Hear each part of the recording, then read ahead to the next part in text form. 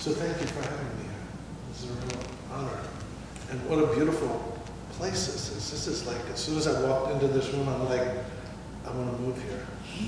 This is so beautiful. And thank you, Reverend Sam, for having me here. And also the home group and Solid Ground. Is that right? What a great name for these folks over here, are also kind of co-sponsors of this conversation this evening. So thank you to everyone. What I'd like to do, we have about 90 minutes together, and what I'd like to do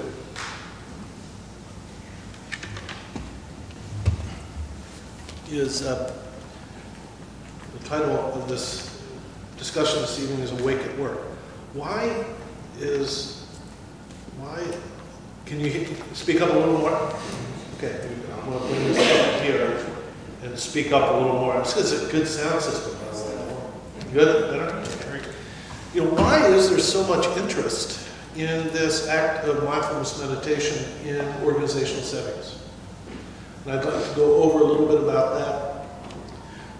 A little bit about the research. I'm not a scientist, but I'll go over, I think, some interesting research. And then illustrate a few principles about this practice. And then actually give the meditation instruction. We'll meditate for a short time, maybe 2 hours. And then we'll have some discussion about the practice. Just a short session so that people can become familiar with it. And then we have some discussion. That should take about 90 minutes. Okay? How many people here meditate? I have to pinch I'm going to be pinching myself all night long. The reason why is when I first started practicing, I guess it was 1976, I guess, around then. And I started working on Wall Street in the 80s for Shearson Lehman Brothers and Payne Webber and that kind of thing. You would never mention to anybody that you're a meditator, because you'd immediately be relegated to the children's table. You know, it'd be like, oh, wow, man, like, woo, do you put crystals on your head too, you know? It was like woo-woo. And now you go into settings and you ask how many people meditate, it's like the CEO's raising her hand. You know, I'm a meditator. It's just really, truly amazing. Which kind of brings me into about why is there so much, how many people do yoga too? Just curious. It's a beautiful thing, taking care of ourselves. So just a few other pieces on that. They're getting old now, unfortunately. This is November 2013. All right, so it's not that old. It's The Economist, right? A global magazine, probably the #1 global newspaper. Right? And there's an article in here in the Schumpeter essay. If you're familiar with that, Schumpeter's a pretty conservative essay.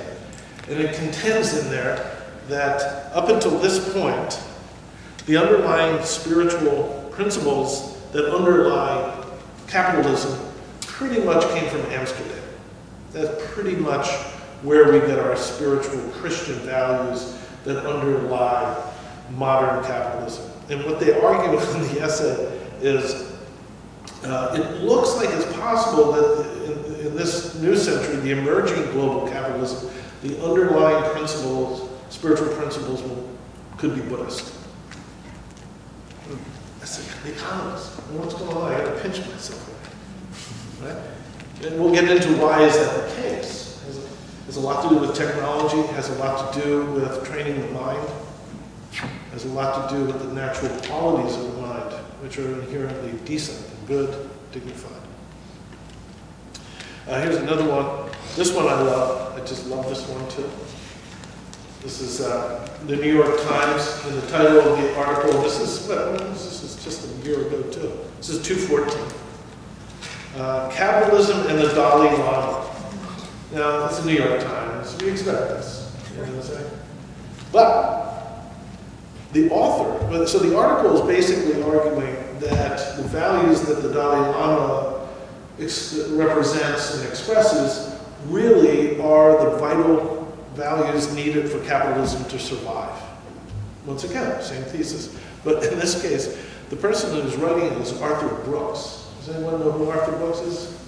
He's the head of the American Enterprise Institute, the most conservative economic institute in the United States. New York Times, Dalai Lama, what's going on here? Here's another one that's a fun one. These are my props. Pete Carroll is the coach of the Seattle Seahawks. He doesn't know how to call plays. We all know that if you watch the Super Bowl. You don't pass when you only have 2 inches. You don't Pete. But nonetheless, Pete is a meditator, and a big place where mindfulness is being applied is in sports, in team development, basketball, football. And there's a whole article on how he brings this into working with a football team. And it's not about, strengthening attention and stuff like that. It's about how do you create an atmosphere in which a team can respect itself and appreciate the other person as a person, not as just a cog in a wheel. It requires a certain level of openness and humanity to build the fabric of a highly performing team. And I'll give one final one and then we'll get on to things. This is this year. This is, November 2014. Scientific American wrote from the neuroscience of this practice. And in fact, the instruction that I'll be giving you this evening is the actual form of meditation that the research is about in this magazine. So we could go on and on about this interest. It's, as a Buddhist practitioner, it's a fascinating conversation to see this go from, don't tell anybody, shh, to it's all over everything.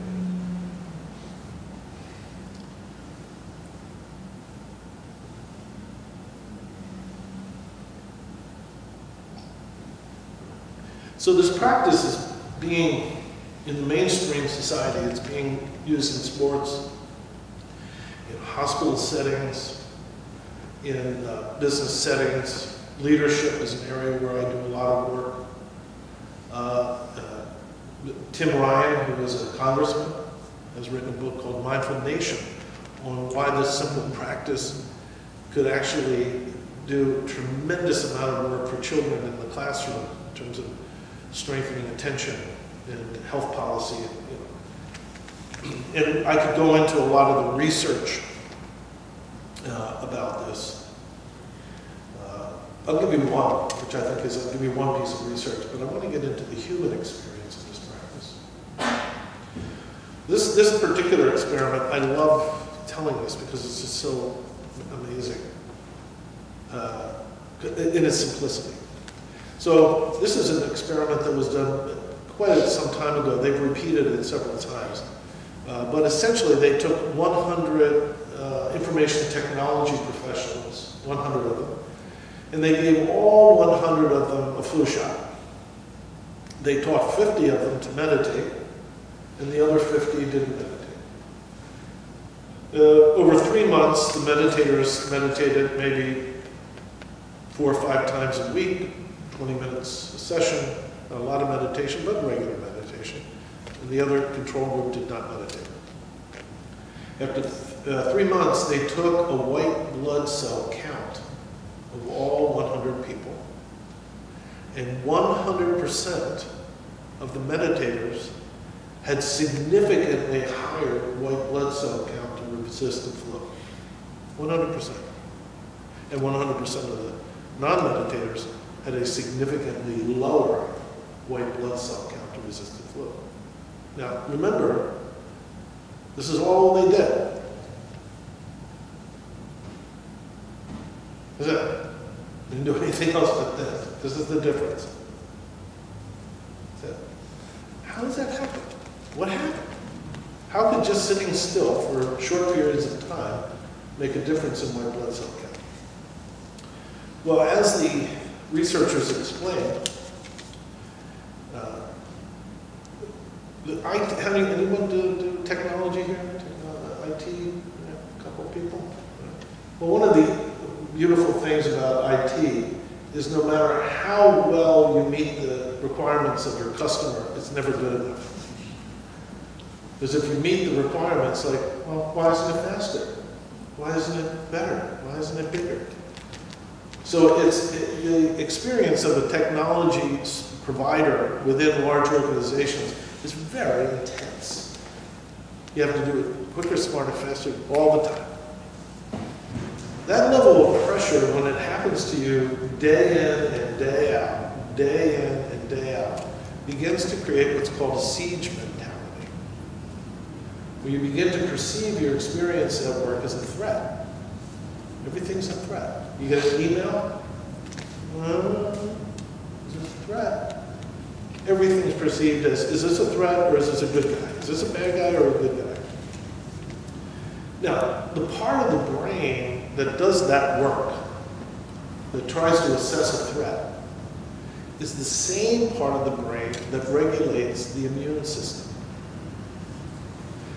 Typically, when you have a threat, you will quickly figure it out, and resolve it, and you get back to normal. But when you're under constant threat, your immune system is being hijacked. It's no longer regulating. When you meditate, in this practice what we do, your neurophysiology goes back to ground zero. Your immune system goes back to where it's supposed to be, along with a whole bunch of other things, by the way. By the simple act of training the mind in this way, actually strengthens your immune system. It also shows, and I know the gentleman who did this research, there's a part of the brain that regulates the emotions. When you do this practice, that part of the brain lights up. So you don't buy your emotions. You don't just go with whatever you can regulate. Not only does it light up, it actually thickens. It grows cells. The part of the brain actually grows. Now, by the way, just remember, everybody, this is all we're doing.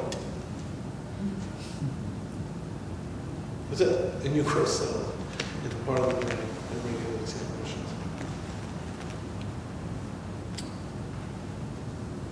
I always find that fascinating. All we're doing is sitting still. So we could go on and on about the research, and there's a lot of it that indicates that this is a very, very healthy thing to do. But, you know, when it comes down to it, this practice is not about becoming a better version of who we are.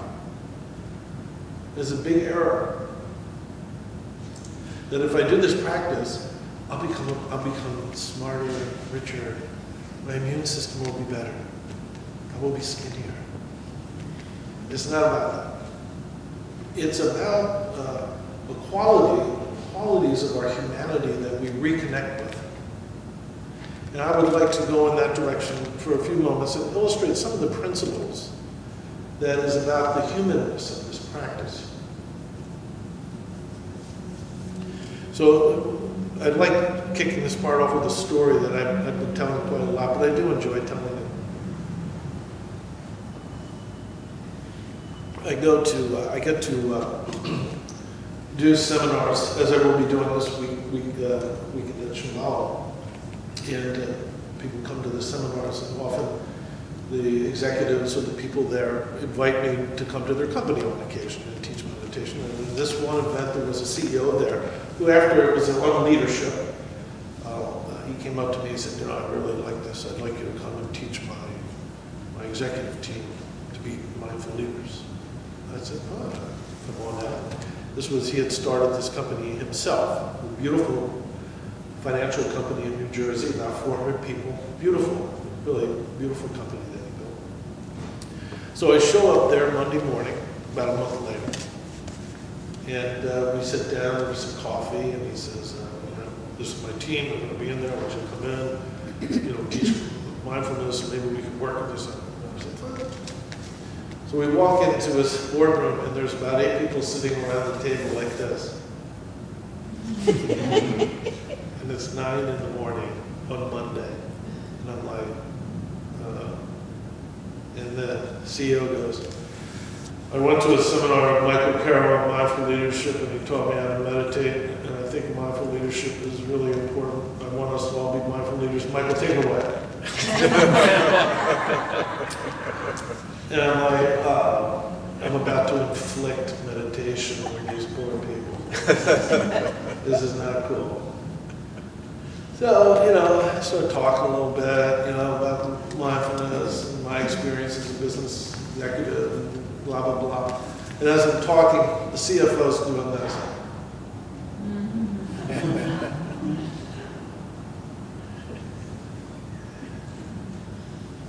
He eventually says, excuse me for a second, excuse me, is there a bottom line here?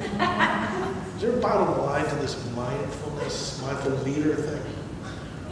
And I said, yeah, that's an excellent question. Yeah, there is a bottom line. And I'm glad you asked. And I said, rather than me telling you the bottom line, why don't I just show you the bottom line? And everybody in the room was like, oh, okay, cool. So I said, well, here's the bottom line.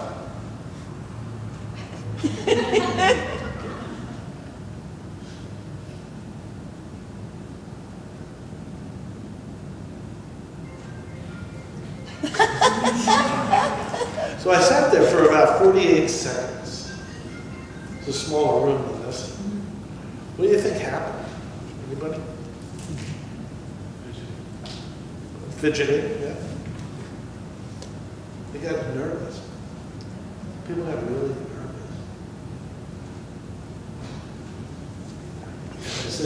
I said, so how was that for you? One guy says, I was getting very uncomfortable. This is the great punchline. One of the other guys said, I thought things were starting to unravel.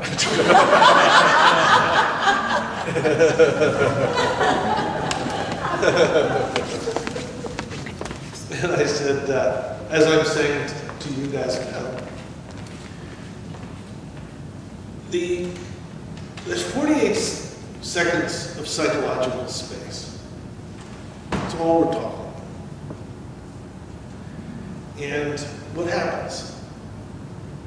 We panic. We become anxious. Uneasy.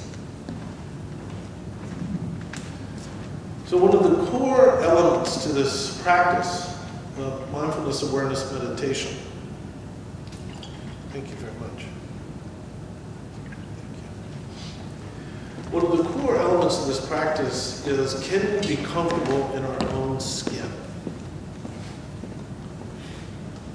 Just comfortable in our own skin, just sitting there.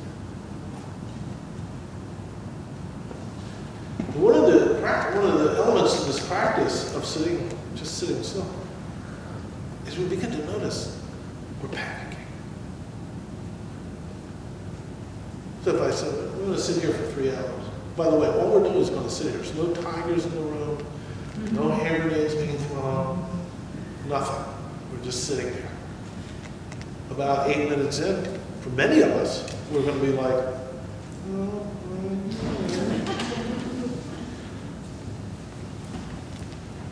So this is a fundamental principle of the practice, is exploring this quality of discomfort we have with just being who we are. And in business, this is key. Because that's the same mind you bring to the job.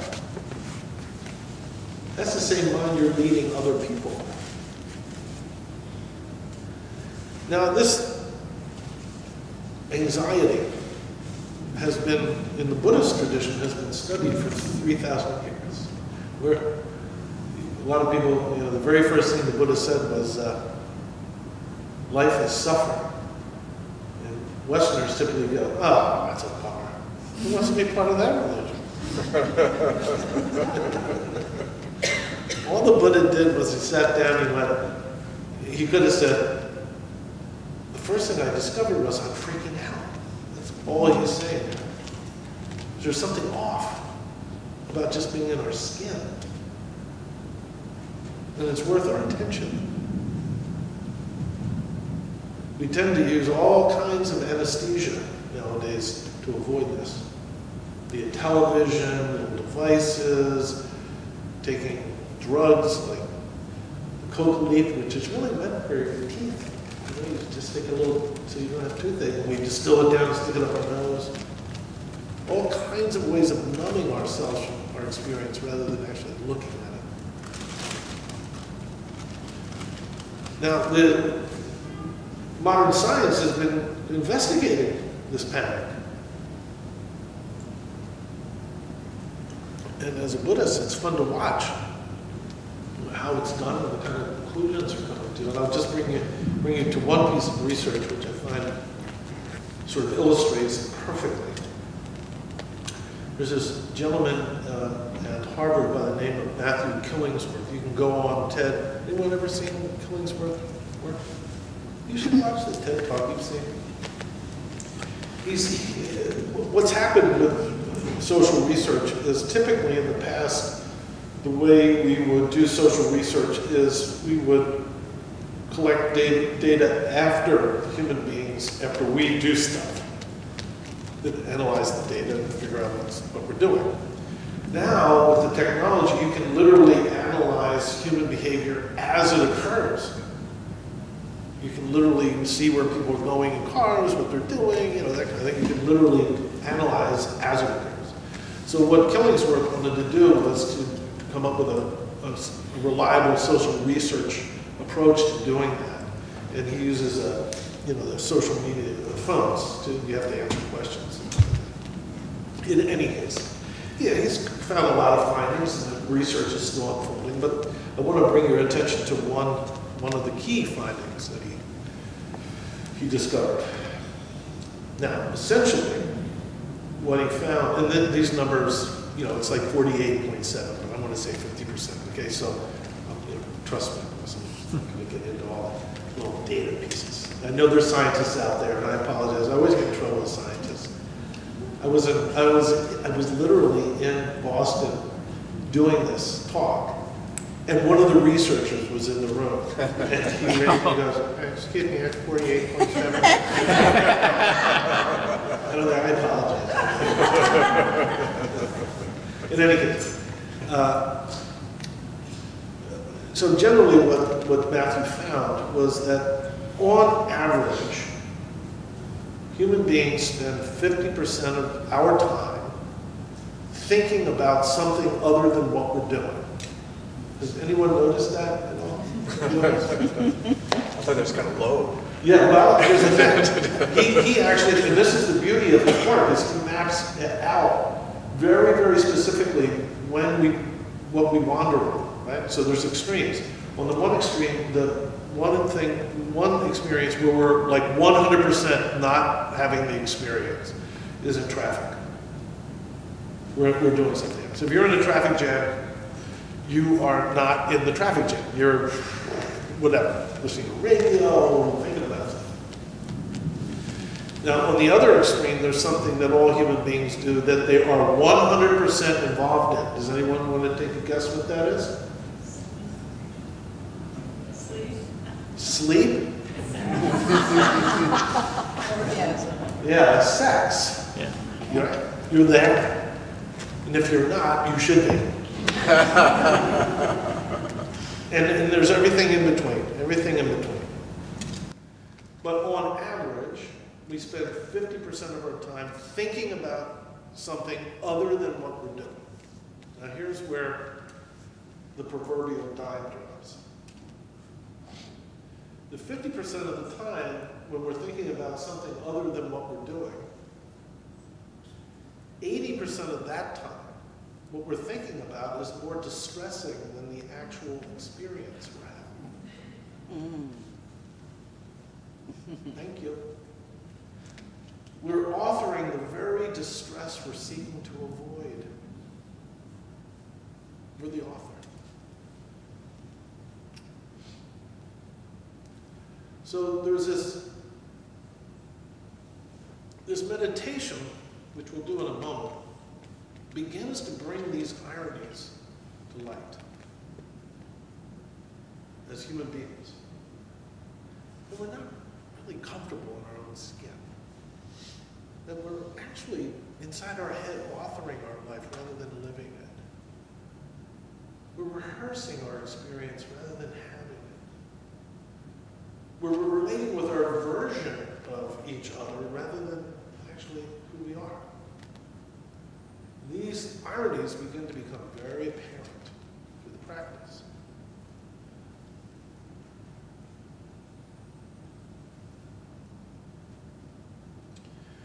So there's another beautiful irony to the practice as well. In the way I like illustrating it is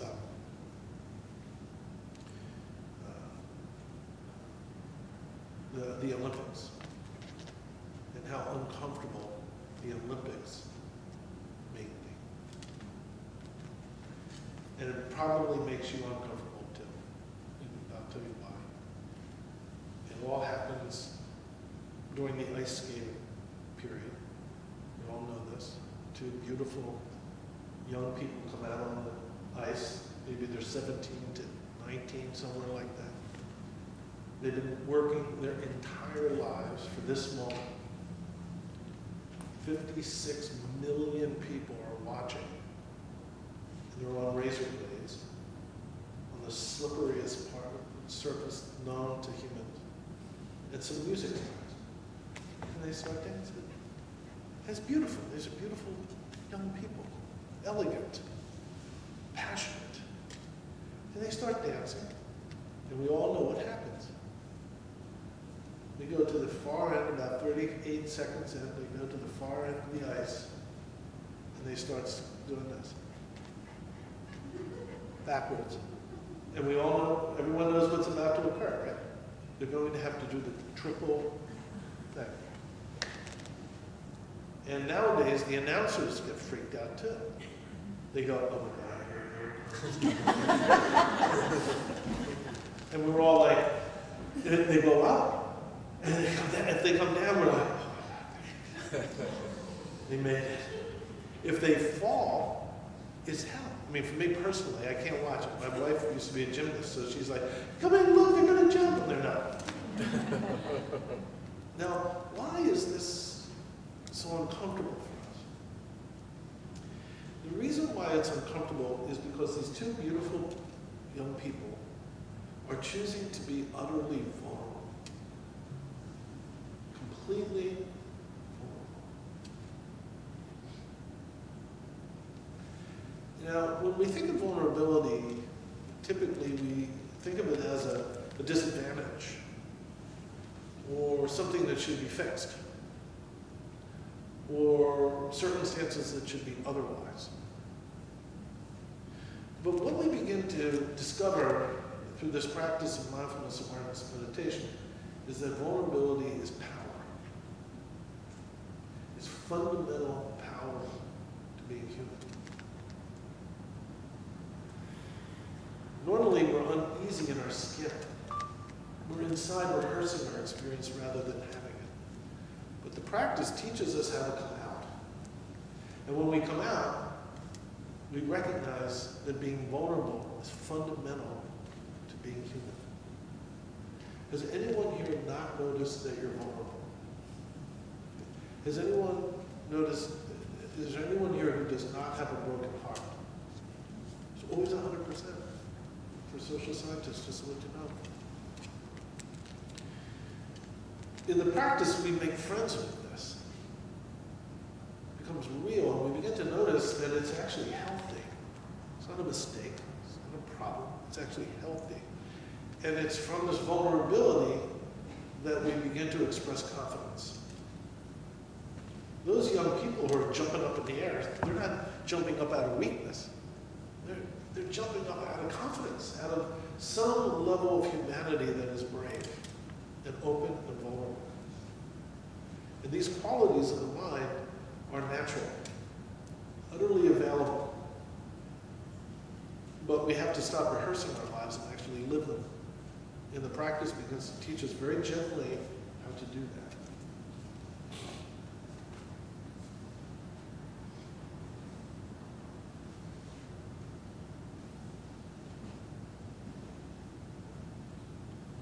So talking about meditation is like standing next to a pool of water. on a hot day and talking about what it feels like to be wet. It's like, dude, can we get in the pool, please? We do a little swimming here. So let's talk about the meditation. We'll do some practice, and then we can have some discussion. In order to understand mindfulness awareness meditation, one must examine how we apply effort in our lives. How we apply effort.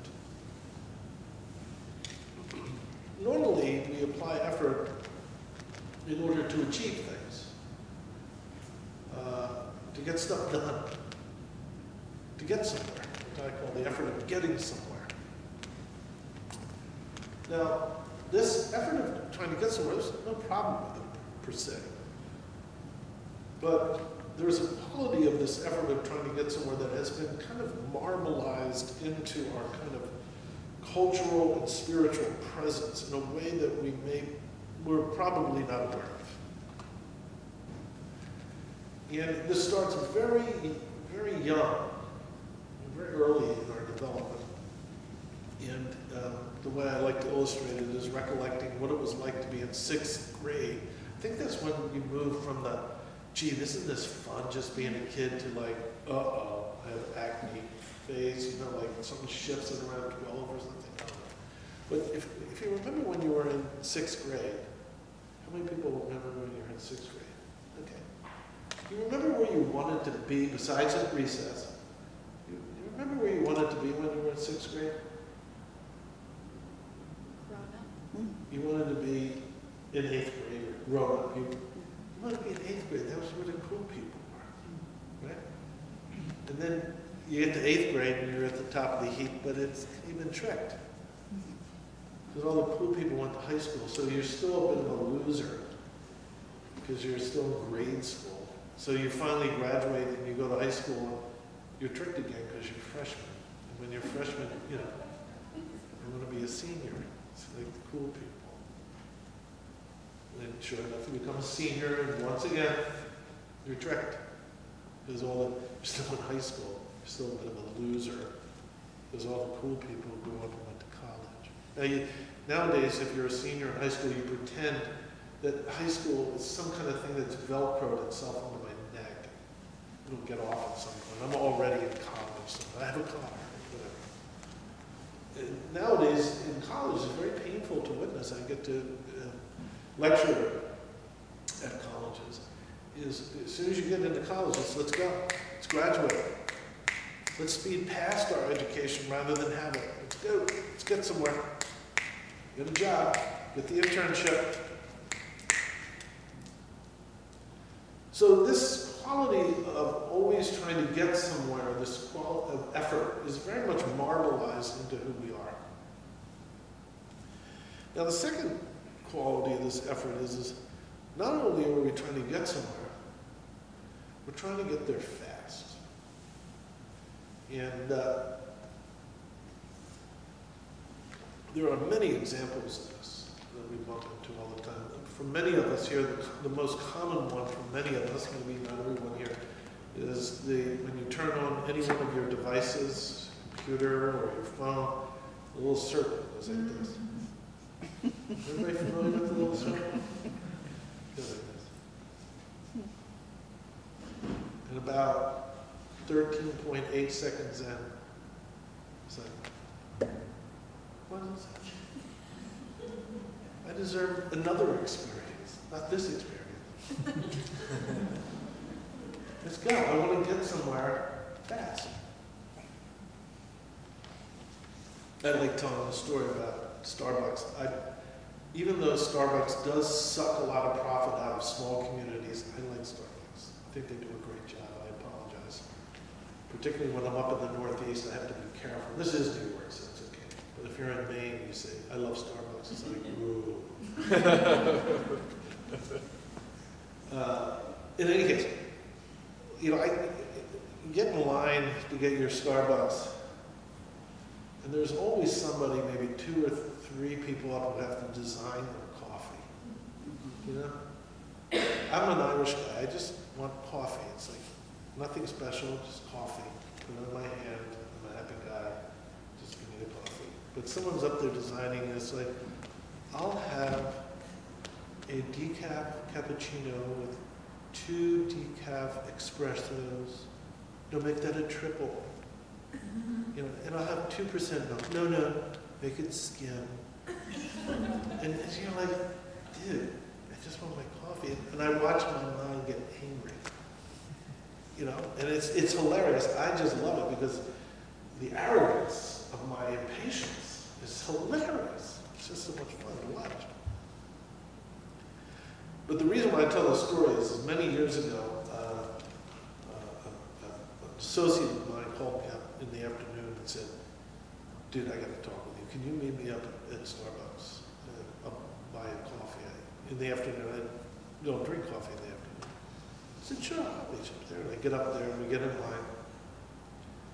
And he gets up there and he goes, I'll have a latte. So he says to me, he goes, I'll have a latte, blah, blah, blah. And I said, what's a latte? He goes, yeah, it's steamed milk. And I said, what are you getting steamed milk for? And the woman goes, oh, no, there's espresso in it. I said, oh, I love espresso. When I'm in Italy, and I get the little, she goes, yeah. I said, espresso? And he goes, yeah. And then they have this nice pumpkin spice. They're pumpkin spice? And I swear to you, I turn around, 3 people back, it's a gray-haired guy with a beard going.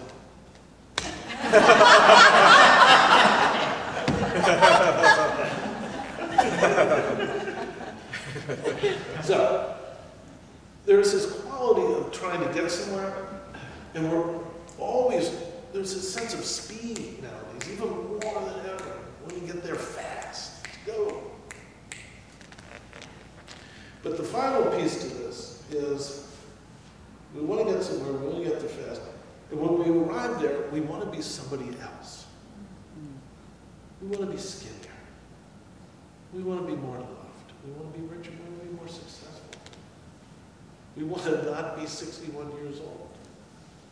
I want to be 17 because there's a 17-year-old trapped inside this body. I get up and I look in the mirror and I go, oh my God. How did that happen? I was just 17 just the other day. So there's this quality of, this effort of wanting to get somewhere, get there fast, and become someone else. By definition, is a beautiful thing. If a young woman goes to college, works really hard, graduates from college, and becomes an MD, and she is a physician who can help us contribute to the world, and help us with our health, and take care of ourselves, it's a beautiful thing. So there's nothing fundamentally wrong with this effort, but it has a profound blind spot. And the blind spot is that in always trying to get somewhere, we forget how to simply be somewhere. To simply be here. Very simple. And in the effort of trying to become someone else, someone faster, smarter, richer, skinnier, younger, whatever, we forget how to be who we are. Very simple. And this effort of being who we are, where we are completely, has grown flabby in our society.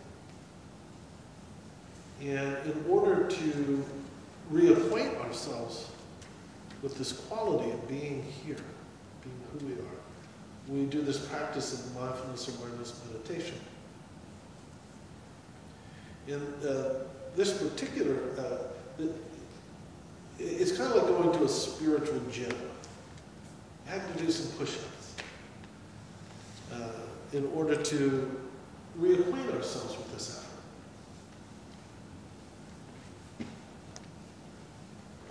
Now, because there are many meditators here, I'd like to just say a little bit more about the style of meditation that I'm going to be introducing.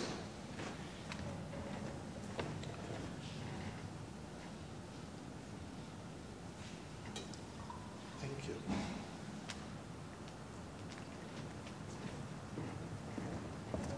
You know, I think it's important, as you know, I'm very fortunate to be asked to speak like this, and I'm very honored to speak with people about meditation. It's now becoming a very common conversation. A lot of people are meditating, and it's amazing. I ask people to raise their hands, it's amazing. And I think often in the West, we're very precocious about things. You know, you could say to somebody, and this happened to me when I was in California, they say, you meditate? I said, yeah, I meditate all the time. I meditate on my way to work, in the car, my cat meditates. You know, it's like, so it's kind of funny.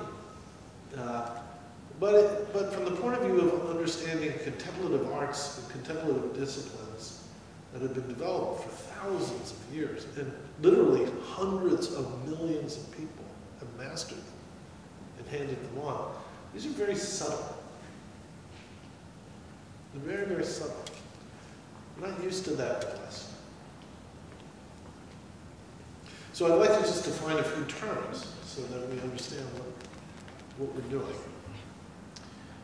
And I want to try to make it simple. And what I'm talking about is meditation, the use of the word meditation, east of Persia. East of Persia. So essentially, there's two types of meditation. There's what's called form-based meditation and formless meditation. Form-based meditation, there are many, many hundreds of form-based meditations, most of which have been developed out of India, but many come out of China, Central Asia. And form-based meditations use techniques in order to achieve an objective. So the techniques could be the use of a mantra. If you're familiar with mantra, you repeat a word. You could use a visualization. You could use ritual objects, body movements like Qigong, beautiful Taoist meditation of the body. Many of the martial arts use movement meditation, but they seek to achieve an objective. So people familiar with Pema Chodron? Pema Chodron has the same teacher as we have, and we're trained in the same disciplines. And she teaches Tonglen a lot. And Tonglen is a very specific technique in order to develop and strengthen the natural quality of loving kindness toward others. So that's a form-based meditation. You use a technique in order to achieve an objective. And there are many, many of them. Many traditions, many lineages of form-based meditations. The other type of meditation is called formless meditation. Formless meditation uses little or no technique at all and does not seek to achieve anything. It's not about achieving anything. Now, when I say that in business settings, it's a lot of fun. Because I talk about the wisdom of achieving nothing. And for business people, that kind of makes smoke happen between their ears. Like, what? What? Formless meditation is not about achieving anything. It's about becoming familiar with your experience. It's not about accomplishing anything. It's about noticing exactly what you're expressing. This form of effort of becoming familiar with your experience is a subtle form of effort that we're not familiar with. We don't pay attention to it. And it requires, often we come to meditation reasonably, I want to get this right. I can't be doing this right. I can't touch. It's not about that. The first thing you'll notice when you meditate is you're going to say, I'm not doing this right. Oh, very interesting. Become familiar with that. So this practice that I'm going to give you instruction in is in formless meditation. It uses very little technique. And it's not trying to make us better versions of who we are. It's about recognizing exactly what's going on here and recognizing who we are already. Okay? All right, with that said, these are actually pretty good chairs for meditation. Reverend Sam, this is great. A lot of times I teach meditation and the chairs are like, no, they're like wobbly. Okay, so what I'd like you to do is sit on the chair as if there's no back. Right? Now, obviously, if you're going to sit meditation for a long period of time, at some point you'll probably sit back. God bless. But I'm just going to give you the instruction as it's supposed to be done. Normally, when sitting in a chair, you want to have your feet flat on the ground. However, more important than that is you want your knee to be lower than the crease of your waist. So if you have long legs like I do, you may have to kick them back or cross them. But if your knee is below, like yours, below the crease of your waist here, and you can still have your feet on the ground, that's the best posture. Okay? And the reason why the knees are extended down is because you can naturally sit up straight. If your knees are above the crease of your waist, you have to hold your back up. So we normally have a little crease here in our neck when we're looking out. In this case, we want to have a straight neck, so you just tip your chin in ever so slightly. We don't bend forward, it's just so this is straight. The hands are placed very simply. It's a very sophisticated technique. Watch. Very advanced. The mouth is loose, it's not tight, maybe slightly open. And the eyes are open. And the quality of the gaze is down and out. Not focusing on anything in particular, there's just a gentle, general clarity to one's vision. So we'll sit like this for a moment.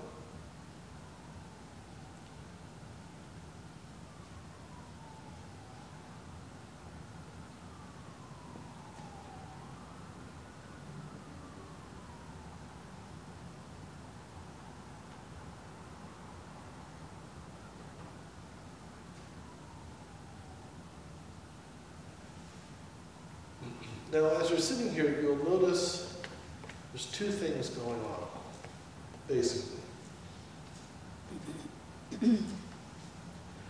The first is an unmistakable, vivid, direct experience as your senses. You can hear the sounds of the city, siren outside.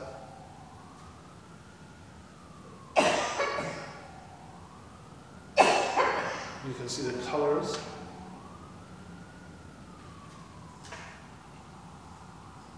You can feel there's a slight movement in the air.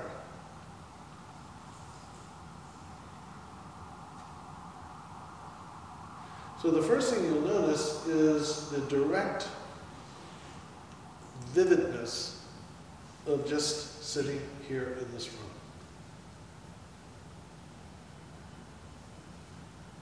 Very unmistakable. Very simple, very direct.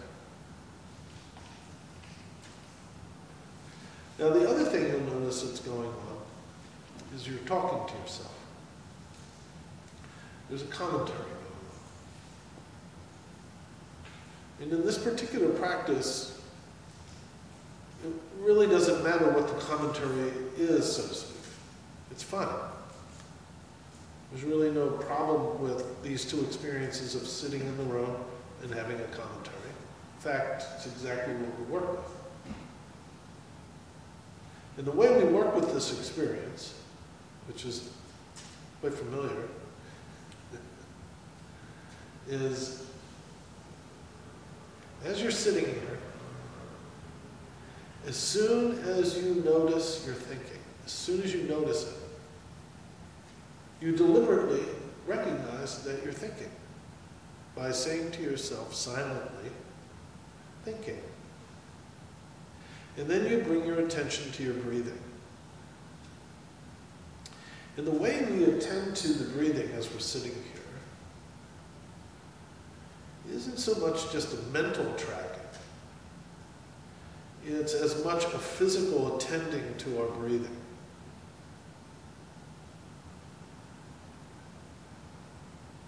You may feel, for example, your chest moving as you breathe.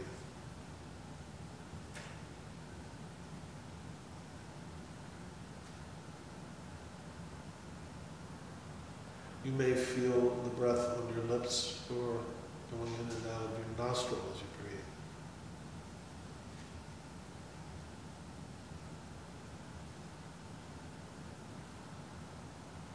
So we place our attention on our breathing as we're sitting here in the room.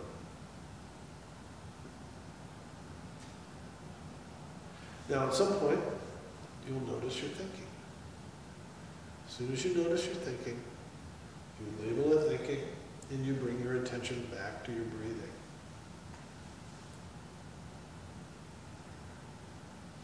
And attend to your breathing. So we'll do this for a short period of time. And I'll ring the bell to begin and end this brief session.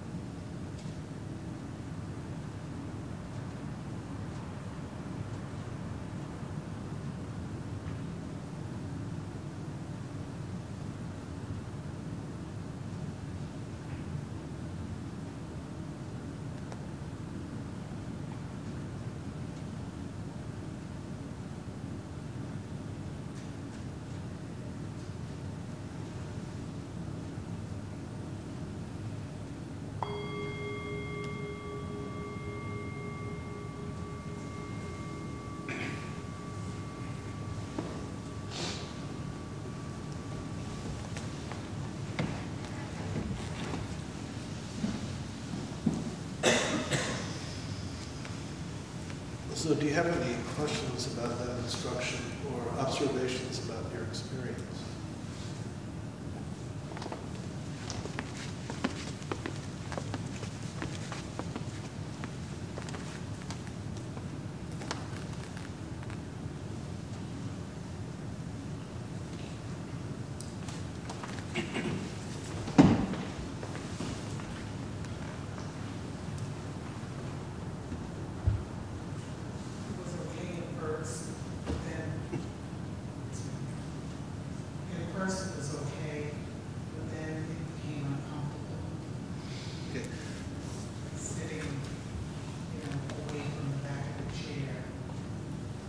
When you say it was okay, what do you mean by that? In the beginning. I understand. First part. When you say in the first part it was okay, what do you mean by that? I was comfortable. I wasn't, my joints were aching. I hear you. And that it was the preferred experience over discomfort. Is that a question? Yeah. It's different. Yeah. There you go. I think with practice, I could get more comfortable for longer periods. Yeah, this is interesting because, you know, different styles of mindfulness. So like in Zen, when I was a young man, I could sit, I have 3 ruptured discs, pinched nerve in my ankle, and I have a torn meniscus in my knee. So I'm like in pain all the time. I used to drive a truck, carry sheetrock, and play football, and get in street fights. It was stupid. Now I got all this pain. So in Zen, you don't move. You don't move. This style is, from this lineage, is we should be kind to ourselves. But the way we work with our physical pain is to move through it, not away from it. So if you're sitting there and you feel the discomfort, typically, I'll speak for myself, we tend to go like, oh, I want a preferred experience. In this case, what we want to do is be kind to ourselves, but move through it. So it would be like, okay, I feel the discomfort, I have arthritis, I think I'm going to lean back. You lean back in the chair. And you work mindfully with the discomfort rather than avoid it. In my estimation, that's actually can be quite advanced in terms of really making friends with our physical discomfort, particularly as we're getting older. So good.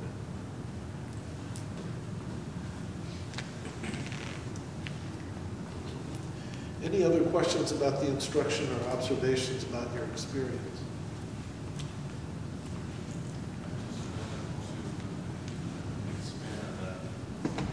A little bit, I'm learning so much, and I was experiencing a similar thing when I had a bad background.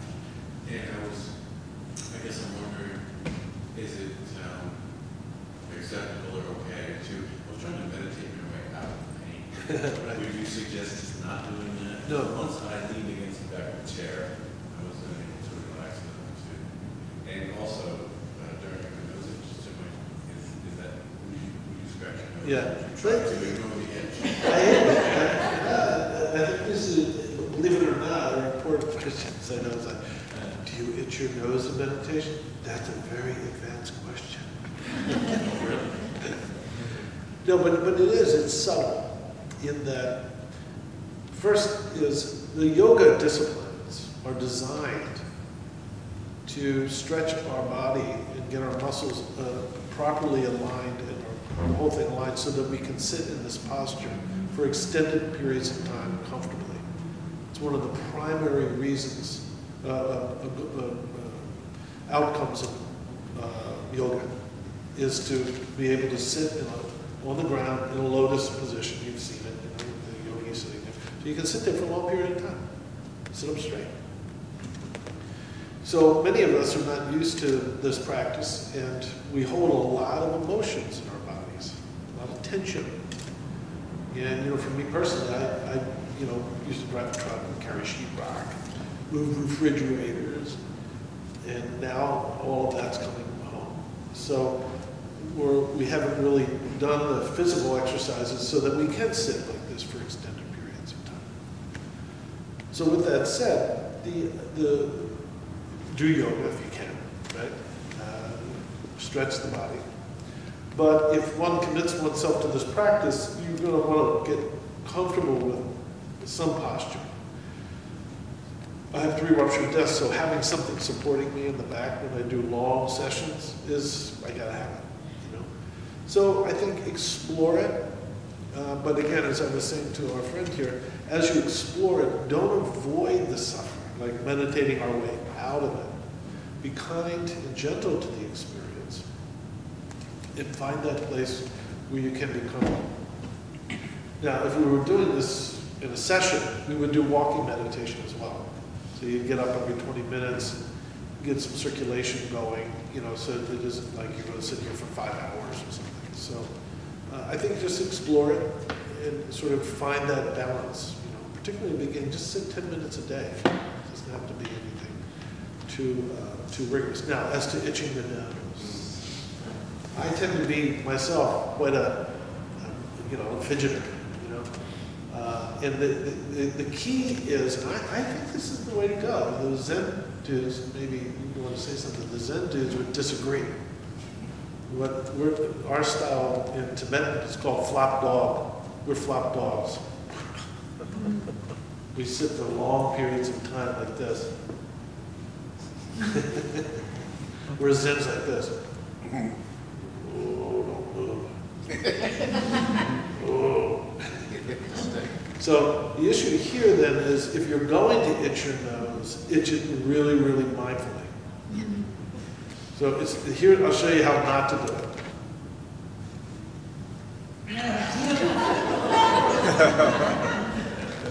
Right? You got it? Any other questions about the instruction or observations about your experience? Yes.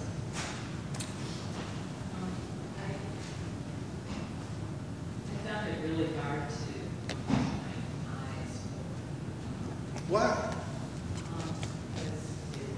Could you speak in? I can't hear you. I couldn't, because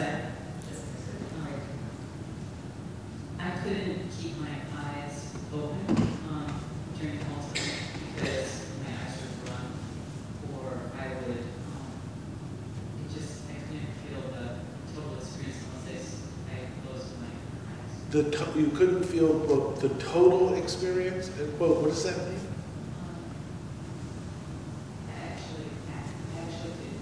I actually could let go of or not listen to the outside noises if I closed my eyes. Why do you want to not listen to the outside noises? Is that a preferred experience over the one that you're having? Yeah. This practice is not about having a preferred experience. This practice is about having the actual experience that you're having. And the actual experience that we're having is just cars going by, lights on. That's what's actually happening. This is not about a preferred experience. I'd rather have this other experience, right? Now what happens, the eyes are open in this technique for a few reasons. One of which is to close your eyes is a technique. In this style of practice, less technique is possible. So closing the eyes is a technique. The reason why you don't want to use technique is in this style of practice, you drop the technique at some point. Dropping eyes closed is very hard to do once you become familiar with it. Number two is the name of this program is called Awake at Work, not Eyes Closed Asleep at Work. So we're actually working this, the name of this practice is mindfulness awareness meditation. And we'll get into the distinctions too much tonight. But in order to actually sort of take the mindfulness and let it properly blossom into awareness, your senses all have to be engaged. If you cut off a sense, the likelihood of actually having awareness actually unfold becomes, you know, increasingly unlikely.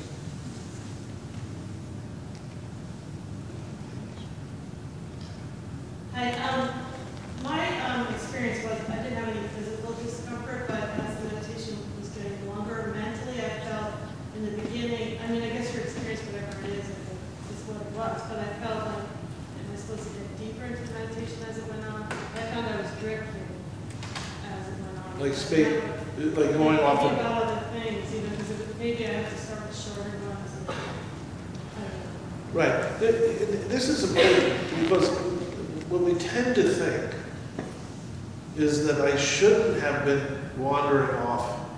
I should follow the instruction, right? That's not the instruction. The instruction isn't, you should bring your attention to your breath. That's not the instruction. The instruction is, as soon as you notice you're thinking, you label it thinking and you bring your attention to your breath. Now, what's going to happen, particularly if you do this for the rest of your life, and I strongly encourage you to do this for the rest of your life, you're going to do longer periods than what we just did. And what's going to happen when I spent my first, I'd say 2.5 years, I would practice 3 hours a day for 2.5 years when I was a kid. And this is what I did for 2.5 years.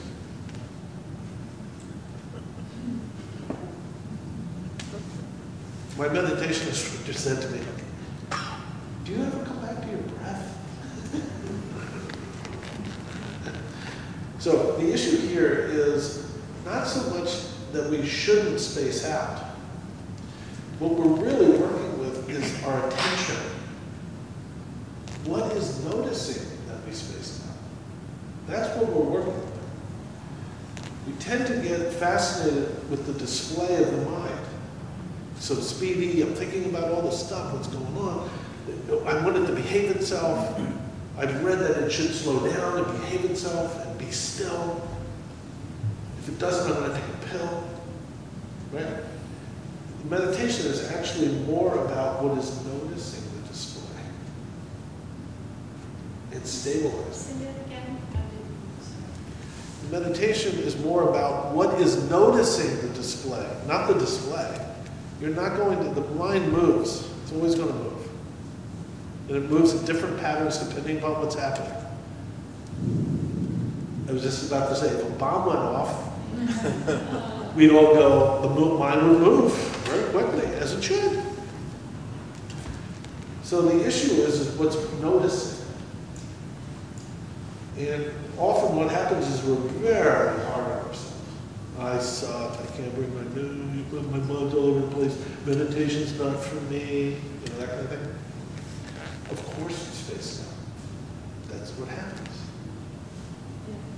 And I think the experience can vary, like if I do it at home or here with the Can you get the mic closer? Oh, sorry. I feel like the experience varies. If I'm at home, it might be different than a room full of people, or sometimes it might be better. Better? Like sometimes it was good meditation, sometimes my mind was When you say good, well, not better. so this is But it important. varies. It varies. It varies. That's correct. It varies. Well, so because if it's good meditation and bad meditation, then I suck or I'm great. And then we start inflicting that on other people. Does that make sense? This is a very gentle practice. It's profoundly gentle in that we're finally accepting who we are in a very fundamental way, that it's okay. Any other questions? Yes. What if you're kind of breaking breathing and through the nostrils?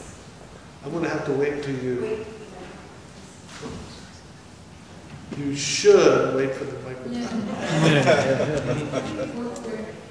How do you work with really clogged up nostrils and you can't catch your breath, and that becomes under awareness? Well, you know, first off is that the breathing should be natural. This is not pranayama or any advanced sort of, all we're doing is breathing. And we're just noticing that we're breathing. So if you have clogged nostrils, normally you would breathe through your mouth, right? You breathe through your mouth. And what you're noticing is, my nose is stopped up, and I need to, and that's what's happening. You see what I mean? In other words, that's what's happening. It's fine. Do you get what I'm saying? Yeah, we notice that we're a body, and right now I'm having a sinus issue. I'm sitting here and I'm feeling some level of discomfort. So I'm breathing more through my mouth and through my nose. And that's what's happening. Now, it sounds kind of trippy, like, okay, dude, all right, so what? I noticed that. This is key. What we're trying to do is simply, at first, stabilize the attention on the actual experience we're having. That's all we're trying to do. Does everyone notice this is boring? Anyone not notice that this is boring? This is boring. All we're trying to do is just train the attention to stabilize on the actual experience we're having. And in this case, you've had a little cold. Or whatever. I didn't mean to say you had a cold, I apologize. But whatever, we have sinus. Or I have a tremendous pain in my knee. So I'm like, and then when I move it, it's like, it's really bad. That's it. But I'm with it, I'm here. Okay. Thank you. Anyone else before we close? Yes. Let me try. I'm not. You're gonna need the mic, I'm sorry. Do. So it's like that. Thank you. All right, so the first thing is to stabilize attention. Yeah. All right, then what? Well, once you stabilize the attention, and we were chatting about this earlier, at some point you're sitting here in meditation, we're getting ahead of ourselves, but that's okay. You're sitting here in the room, let's say we're going to do a week two. Let's make that up. We're going to sit for 7 days. And we're going to sit for 8 hours a day. So it's about 5 days in, 4 days in. It's the afternoon. We're sitting here being good boys and good girls, really bringing our attention back to our breathing. And at some point we drop the project and we notice that we're just sitting in the room. And that's all we're doing. That's all we have ever been doing. That's all that's going on here. All we're doing is sitting in the room. If you really just scan who you are right now, 99.999% of who you are is completely comfortable sitting here. In fact, we could sit like this for an hour right now, and the vast majority of who you are is completely comfortable. There's this really tiny, tiny part of who we are that's giving ourselves the impression that this is not working out. And the more we look at that thing that keeps giving us the impression that this isn't working out right now, we notice it's a thought. That's all it is. A shift occurs. We're no longer paying allegiance to this misperception of the experience, and we begin to rest as what's called a synchronized presence. We're just sitting here. That's what's called the dawn of awareness. That's kind of the beginning of the, if there is a fun part to this, not to give any kind of, gee, there is fun to this? There's no hope. But that's where the wisdom elements begin to unfold. Is when you discover the most obvious thing that's going on, which is this is all that's going on. In this meditation we're doing, we're not meditating. We're just sitting here.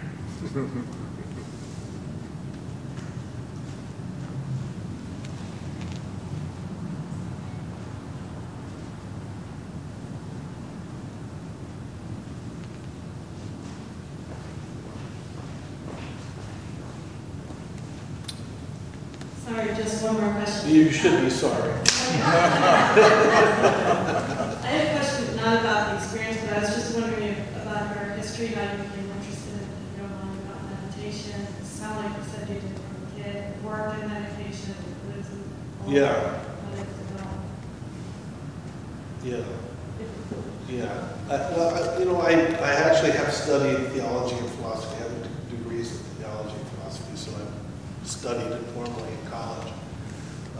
And when I went to New York, I was at Columbia University. I was working there, and I started studying Tibetan Buddhism there, and I met a teacher who, because I was so inexperienced, his name was His Holiness Dujo Rinpoche.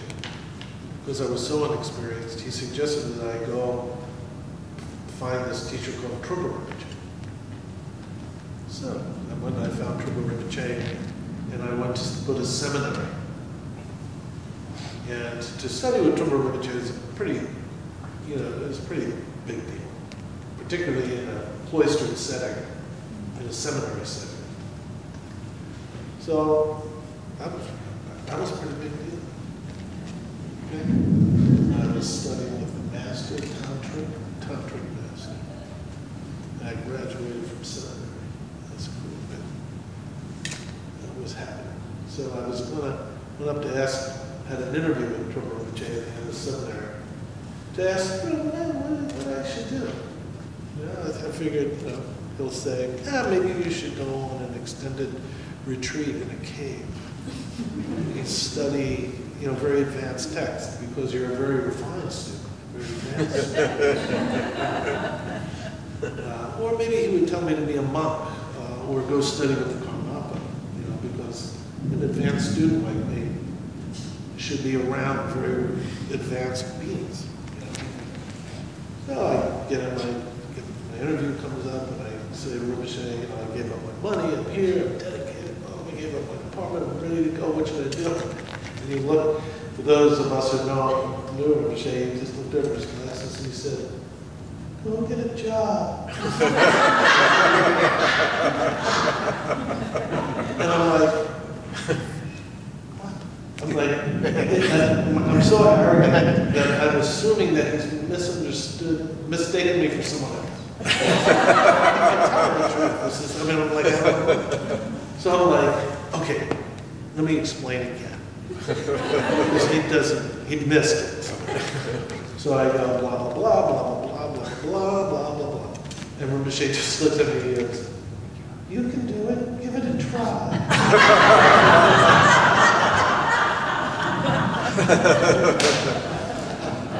So I was really thrown out in the cold. I thought he was going to go, come to the monastery and practice with me. I had to go back to New York. I didn't have any job, no money. My girlfriend was in love with someone else. I didn't know.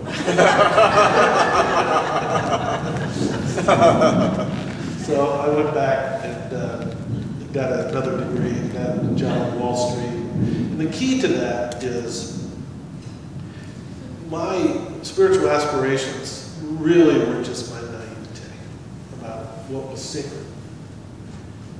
And what Rinpoche was pointing out is that ordinary life is sacred. What we do. That being human is profound. Just making an egg.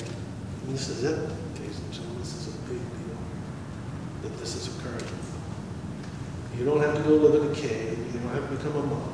All you have to do is wake up to this experience and see how profound it is just to be human. So it was good advice. You always have good advice, even though there's few words, like get a job.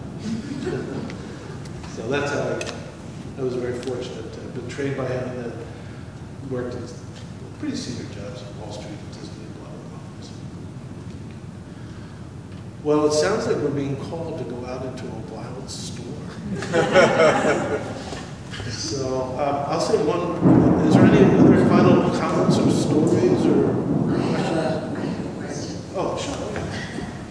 The question's been put to me, and so I put it to you to see how you would answer. People have asked me, is it possible to practice mindfulness without an established meditation practice? I would make a distinction between mindfulness technique and mindfulness meditation. There are all kinds of mindfulness techniques, like eating mindfully, playing tennis mindfully. You know, so there's all kinds of cool stuff. I mean, with little kids, you don't teach little kids meditation. Yeah, it's just not cool. Little kids, you don't. This is how you teach little kids meditation. Everybody pretend you're 5 years old. Okay, everybody can do that? Right? Okay. I want to do this, okay? Now, I want you to listen very carefully. And I'm going to ring this bell. And when you can no longer hear it, I want you to raise your hand, okay? Everybody ready? Okay, here we go. Here we go.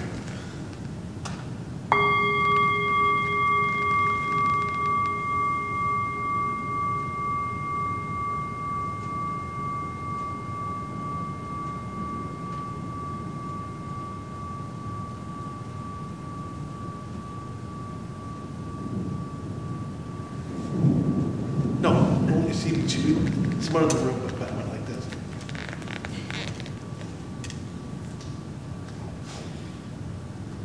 Okay.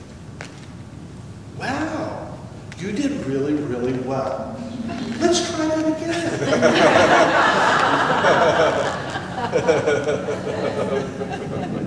So there are techniques, right, that are helpful for all of us to stabilize our attention.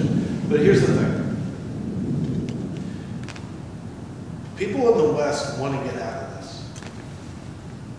Anybody actually wants to get out of this. There's a squeeze play here.